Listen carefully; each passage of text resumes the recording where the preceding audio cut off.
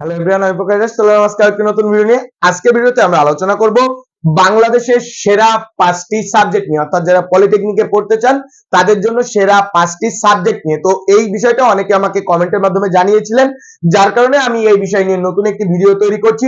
এছাড়াও আপনার মনে যদি কোনো প্রশ্ন থাকে অবশ্যই আমাকে কমেন্টের মাধ্যমে জানাতে পারেন। যদি সেই প্রশ্নটা অনেক মানুষের হয়ে থাকে তাহলে আমি অবশ্যই চেষ্টা করব পরবর্তী ভিডিওটি আপনাকে মেনশন করে আপনার নামে তৈরি করার জন্য।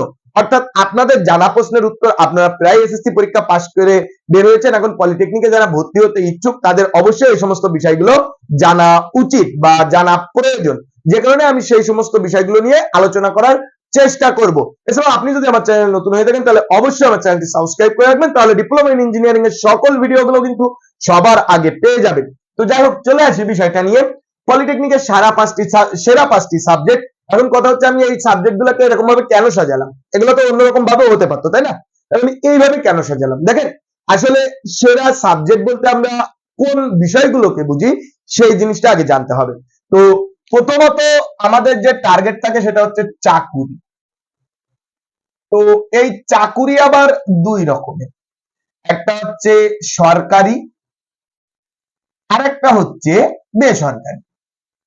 একটা সরকারি চাকুরি, একটা বেসরকারি চাকুরি। তো এই দুই ধরনের চাকরি, এখন আমাদের টার্গেটই থাকে তো এইটা, যে লেখাপড়া করে আমরা একটা চাকরি বাকরি করব বা হচ্ছে আপনার যে কোনো একটা সেক্টরে যুক্ত থেকে আসলে পরিবারের ভরণ পোষণটা চালাবো, এটাই তো আমাদের উদ্দেশ্য থাকে।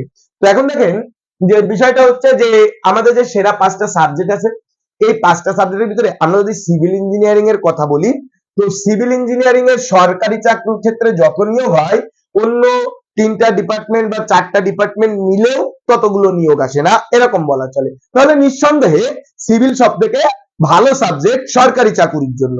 এরপরে আসেন বেসরকারি চাকুরি। তো বেসরকারি চাকুরির ক্ষেত্রে আসলে সিভিল ইঞ্জিনিয়ারিং এর কাজ হচ্ছে আপনার বিভিন্ন কনস্ট্রাকশনের কাজ করা। কনস্ট্রাকশন বলতে ঘর বাড়ি, রাস্তাঘাট, কালভার্ট, ব্রিজ, এই সমস্ত জিনিসের কাজের তদারকি করা। এখন এই সমস্ত বিষয় নিয়ে যদি স্পেসিফিক ভিডিও চান যে কোন ডিপার্টমেন্টের কি কাজ, তাহলে অবশ্যই আমাকে কমেন্টের মাধ্যমে জানাবেন। আমি চেষ্টা করব প্রত্যেকটা ডিপার্টমেন্টের আলাদা আলাদা স্পেশাল ভাবে কি কাজ সেই জিনিসগুলো নিয়ে নতুন ভিডিও তৈরি করার জন্য, অথবা কোন ডিপার্টমেন্টে পড়লে কোন কোন সেক্টরে চাকরি পাওয়া যায় সেই সমস্ত বিষয় নিয়ে আলোচনা করার চেষ্টা করব।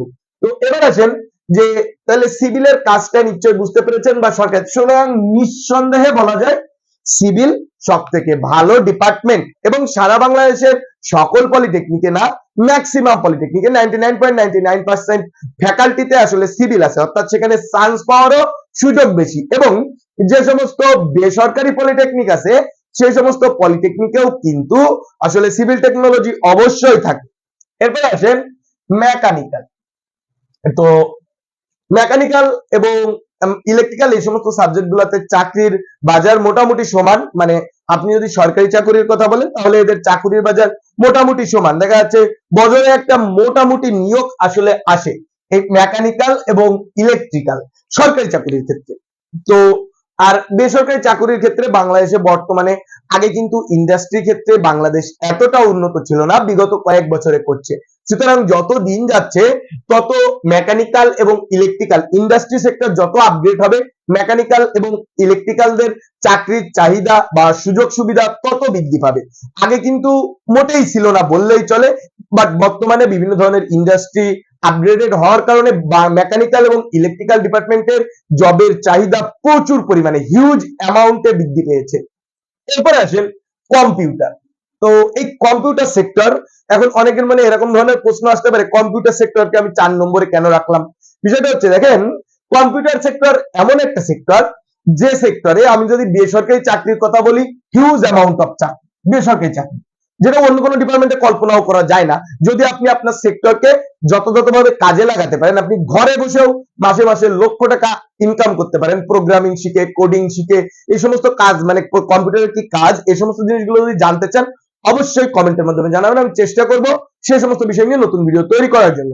তো দেখেন, এই প্রোগ্রামিং কোডিং শিখে মাসে লক্ষ, এবং শুধু বাংলাদেশ না, এটা আপনি ঘরে বসে ন্যাশনাল ইন্টারন্যাশনালি কাজ করতে পারেন, বিভিন্ন দেশের কাজ করতে পারেন ফ্রিল্যান্সিং এর মাধ্যমে। মানে ফ্রিল্যান্সিং মানে যে কোনো প্ল্যাটফর্মে কাজ করতে হবে এরকমটা কিন্তু নয়। ফ্রিল্যান্সিং মানে হচ্ছে আপনি স্বাধীনভাবে কোনো অনলাইন প্ল্যাটফর্মে কাজ করলেন আপনার ইচ্ছা মতো, সেটা যে কোনো কাজ হতে পারে। এরপরে আসেন, বাট সরকারি চাকুরির ক্ষেত্রে আগে কোনো মানে সুযোগ সুবিধা কম ছিল, বাট বর্তমানে প্রযুক্তির উন্নয়নের কারণে বাংলাদেশের বিভিন্ন স্কুল কলেজ বলেন বা বিভিন্ন ফ্যাকাল্টিতে বর্তমানে সরকারি চাকরির বিভিন্ন পোস্ট, নতুন নতুন পোস্ট সৃজন হচ্ছে, যার কারণে এটা একটা সম্ভাবনাময় সেক্টর। এটা হতে পারে আগামীর রেভলিউশনারি একটা স্টেপ আপনার জন্য। যদি আগামীর কথা চিন্তা করেন তাহলে আপনি অংশ নিতে পারেন সিভিলের পরেই, অর্থাৎ সেকেন্ড স্টেপেই কিন্তু আপনি কম্পিউটার ডিপার্টমেন্ট নিয়ে পড়লে অংশ নিতে পারেন। তো এটা হচ্ছে আসলে আমার পার্সপেক্ট বা আমি আবার ছোট্ট অভিজ্ঞতা থেকে যে জিনিসগুলা বুঝি সেই জিনিসগুলা কিন্তু আপনাদের বোঝানোর চেষ্টা করলাম। এরপরে আসেন ইলেকট্রনিক্স এবং আদার। এখন এই আদার বললাম, এখন অনেকের মনে এরকম প্রশ্ন থাকতে পারে আসলে ডিপ্লোমা ইন ইঞ্জিনিয়ারিং এ কতগুলো ডিপার্টমেন্ট আছে, এটাই অনেকে জানেন না। তো ডিপ্লোমা ইন ইঞ্জিনিয়ারিং এ সকল টেকনোলজি গুলোকে 9টা টেকনোলজির আন্ডারে ইমার্জিং টেকনোলজি করা হয়েছে, অর্থাৎ টেকনোলজি আছে প্রায় 17 থেকে 18টা, সবগুলা টেকনোলজিকে ইমার্জ করে দেওয়া হয়েছে একটার সাথে আরেকটা। তো এই ইমার্জিং টেকনোলজি গুলো কি বা এইগুলার সার্টিফিকেট কি করে পেতে হয় বা কিভাবে এগুলোর সাথে সংযুক্ত হতে হয় সেই বিষয়ে জানতে চাইলে অবশ্যই কমেন্টের মাধ্যমে জানাবেন, সেই সমস্ত বিষয় নিয়ে নতুন ভিডিও আসবে। তো দেখেন, ইলেকট্রনিক্স এবং আদার ডিপার্টমেন্টের কথা যদি আমি বলি, তো এই সমস্ত ক্ষেত্রে বলা চলে চাকরির বাজার, সরকারি চাকরির বাজার আপনার এই সমস্ত ডিপার্টমেন্টের তুলনায় অত্যন্ত নগণ্য, অত্যন্ত, যেটা আসলে খুবই হতাশাজনক বা বর্তমান দেশের পার্সপেক্টে আসলে খুবই কি বলবো যে নেগলেসি টাইপের। তো তাও এই জিনিসগুলাকে আপনি যদি এখান থেকে ইলেকট্রনিক্স থেকে বিএসসি করেন ট্রিপলিতে, তো সেক্ষেত্রে কিন্তু আপনার আবার ডিমান্ডটা অনেক বেড়ে যাবে, অর্থাৎ তখন আপনি অন্য ডিপার্টমেন্টে কিন্তু মার্জিন হয়ে যাবেন। যখন অন্য ডিপার্টমেন্টে মার্জিন হয়ে যাবেন তখন কিন্তু আপনার চাহিদাটা কয়েক গুণ বেড়ে যাবে, অর্থাৎ আপনি ওদের খাবারও খেতে পাচ্ছেন, আবার নিজের যেটা আছে সেটাও তো আছে, সুতরাং আপনার চাহিদা কিন্তু অনেকটা বেড়ে যাবে। বাট ডিপ্লোমা করে এই 4টা সেক্টরে খুব মানে স্যাটিসফাইডলি কিন্তু আপনার বিভিন্ন সেক্টরে কাজ করা যায়, কিন্তু ইলেকট্রনিক্স এবং অন্যান্য ডিপার্টমেন্টে পড়লে আপনার উচিত অবশ্যই যে বিএসসি ইঞ্জিনিয়ারিং এ এনরোল করা, কারণ সেখানে গেলে আপনার সুযোগ সুবিধাটা অনেকটা বেড়ে যায়। তো এই হচ্ছে বিষয়। এখন দেখেন আপনি অন্য কোন কোন ডিপার্টমেন্ট আছে ইলেকট্রনিক্স এবং আদার যে ডিপার্টমেন্ট বলতে, দেখেন 6 নম্বরে আছে পাওয়ার। আপনি যদি পাওয়ারে পড়েন তাহলে কিন্তু আপনি মেকানিক্যালের সাথে ইমার্জ করতে পারবেন। 7 নম্বরে আপনি যদি টেলিকমে পড়েন তাহলে কিন্তু আপনি ইলেকট্রিক্যালের সাথে ইমার্জ করতে পারবেন, অর্থাৎ মার্জ করলে হয়ে যাবে কি আপনার এই যে টেকনোলজি গুলো আছে আপনি ওই টেকনোলজির সমতুল্য মানের সার্টিফিকেট পাবেন। কিন্তু ইমার্জিং করে এখানে বর্তমানে 22 প্রবিধানে আপনাদের সাবজেক্ট গুলা এমন ভাবে সাজানো হয়েছে যেন আপনাদের আর সমতুল্য সার্টিফিকেটের জন্য এগুলো আসলে 22 প্রবিধানের আগের যারা স্টুডেন্ট ছিল তাদের জন্য ইমার্জিং টেকনোলজির জন্য আলাদা করে পরীক্ষা দিতে হতো, অর্থাৎ 6 মাসের একটা কোর্স করতে হতো। সেই কোর্স করে কিন্তু আপনারা একটা নতুন সার্টিফিকেট পেতেন, যে সার্টিফিকেটের মাধ্যমে আসলে আপনারা মূল টেকনোলজির সাথে আবেদন করতে পারতেন। কিন্তু বর্তমানে যে সিস্টেম চালু করেছে সেখান থেকে আর ইমার্জিং করারও প্রয়োজন নেই। আশা করি বিষয়গুলো বুঝতে পেরেছেন। ধন্যবাদ, ভালো থাকবেন, সুস্থ থাকবেন।